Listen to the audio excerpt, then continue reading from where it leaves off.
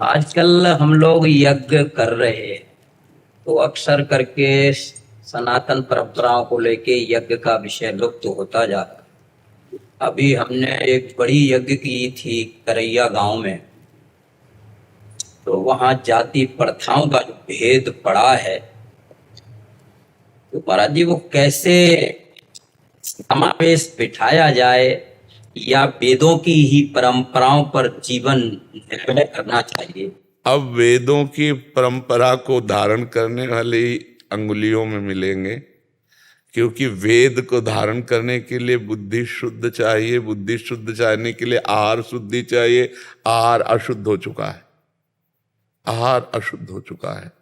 अब जैसे यज्ञ की तो आप संत महात्मा जन हैं, बड़ी बड़ी गौशालाएं होंगी, तो हम उस पर ज्यादा नहीं कह सकते। नहीं तो यज्ञ करने के लिए अब हमारे पास सामग्री नहीं रह गई, क्योंकि जौ धान्य आदि जो वस्तुएं हैं सब केमिकल और वो खाद ऐसे फेंके जाते हैं कि वो अपवित्र हो चुकी है। और जो दुग्ध है, घृत है, ये सब सारे अपवित्र हो चुके। और अभी तो हम लोगों को अपवित्र कर ही दिया गया महाराज। हाँ, और वो हम लोग सबको खिला दिया गया। इससे कैसे क्या, जो ये तो ज्ञाता अज्ञात में हम लोगों से हुआ है। हाँ, अब मतलब इसमें महाराज जी वैसे हम मतलब भाव से कह रहे हैं, उपासना के मार्ग से। अगर हमें जहर भी मिला के दिया जाता तो हम खाते ना, प्रसाद।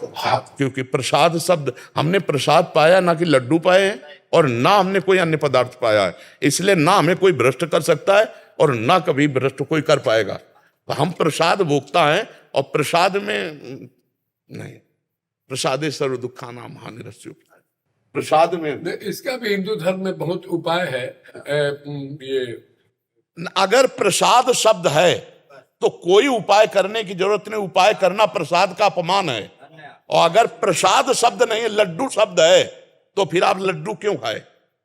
और अगर प्रसाद शब्द है तो हम फिर नहीं मानते, प्रसाद के आगे हम नहीं मानते। करोड़ों लोगों के मन में ये है। देखो महाराज जी, वैसे तो पंचगव्य आदि, भगवत चरणामृत आदि बड़े भाव हैं, लेकिन प्रसाद शब्द में हम दूषण शब्द नहीं लगा सकते। हमारी श्रद्धा, ये हम पर्सनल श्रद्धा कह रहे हैं। अगर हमारे इष्ट का प्रसाद ऐसे करके दिया जा रहा है तो हम पा लिए, इसके बाद उसमें बताया गया कि अभक्ष पदार्थ था, तो हमने खाया ही नहीं अभक्ष पदार्थ। हमने तो अपने इष्ट का प्रसाद पाया।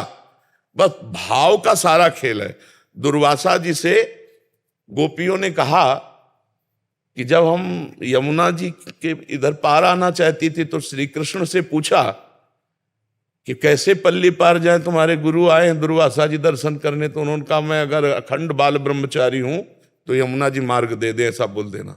तो ऐसा बोल दिया था, मार्ग दे दिया था। अब वापस कैसे जाएं? तो बोले, कह देना दुर्वासा जीवन में दूब के रस के सिवा अगर जवान में कुछ नहीं रखा तो यमुना मार्ग दे दे। तो गोपियां हंस पड़ी कि कुंतलों तो खा चुके अभी हमारे सामने, कोई पुआ, कोई खीर, कोई पूड़ी, कोई कचौड़ी, सब ले आई। गए भगवान के पास गए और बोले, महाराज गुरु चेला दोनों धन्य, आप झूठे और आपके गुरु झूठे। बोले कैसे? बोले दुर्वासा जी को हमने खीर पवाई, किसी ने कहा हमने पकौड़ी पवाई, किसी ने कहा, और वो कहते हैं कसम खा के कह रहे कि जाके यमुना से कह दो कि दुर्वासा अगर दूरवा रस के सिवा जवान में कभी कुछ रखा ना हो तो जवान में तो हम ही सब पवा के आ रहे। प्रभु ये कैसा, ये कैसा? तो उन्होंने कहा उपभोक्ता भाव रहित, उपभोक्ता भाव रहित। उन्होंने स्वयं तो नहीं पाया, अपने आप लोगों ने पवा दिया। वो इच्छा रहित महापुरुष है, इच्छा रहित है। वो इच्छा में केवल दुर्वा रस लेते हैं अपने सिद्धांत में। तो जो महापुरुष जन अपने स्वरूप में स्थित हैं, ये प्रपंच कभी बाधा पहुंचा ही नहीं सकता। और जो प्रपंच में स्थित है वो महापुरुषों को कभी जान ले सकता। बड़ी विचित्र लीला भगवान की है। नहीं स्वामी जी, आपका भाव पूरा भारत मानता है, पूरा देश मानता है, और आपने जो संदेश दिया है, मैं मानता हूं कि पूरे भारतवर्ष के सनातनी उसे अमल में लाएंगे और मानेंगे। आप पूजनीय हैं, आपका भाव पूरे देश के लिए सम्मानित। क्योंकि हमारे ठाकुर हैं, बात समझिए, ठाकुर जी को भोग लग चुका, अब हम केवल प्रसाद पा रहे हैं, भोग में क्या मिलाया गया ये ठाकुर जी जाने और पीछे जाने, हमें सिर्फ प्रसाद पाया। हम प्रसाद, हमको अगर ऐसे कहा जाए कि चर्बी मिला हुआ लड्डू खाओ नहीं तो गर्दन उड़ा देंगे, तो हम गर्दन उड़वा लेंगे, अपनी गर्दन कटवा लेंगे, लेकिन लड्डू नहीं खाएंगे।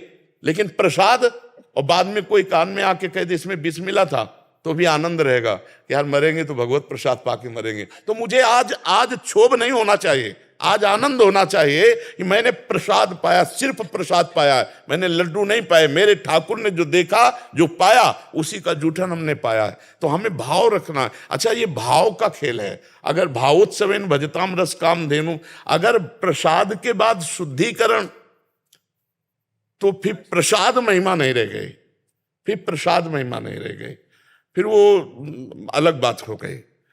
प्रसाद शब्द में है, अगर हमारे इष्ट का प्रसाद है और उसमें कुछ भी गड़बड़ हुआ है तो इष्ट जाने और गड़बड़ करने वाले जाने।